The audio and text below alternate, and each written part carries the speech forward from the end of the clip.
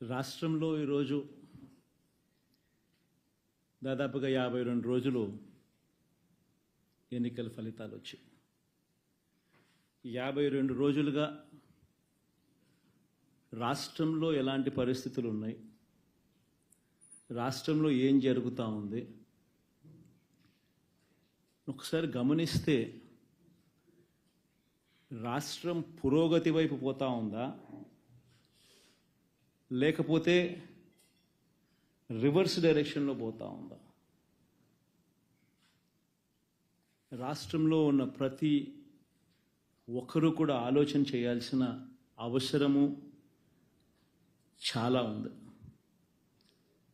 రాష్ట్రంలో ఈరోజు హత్యలు జరుగుతూ ఉన్నాయి, అత్యాచారాలు జరుగుతూ ఉన్నాయి, ఆస్తుల ధ్వంసం జరుగుతూ ఉంది.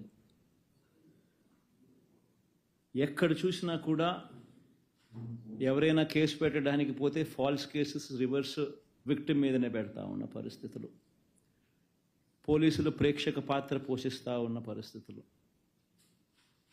ప్రశ్నించడానికి ఏ స్వరం కూడా ఉండకూడదు, బయటికి అడుగు పెట్టకూడదు అన్న దృక్పథంతో ఈరోజు అణిచివేసే ధోరణితో ఈరోజు ప్రభుత్వం పరిపాలన కొనసాగిస్తూ ఉంది.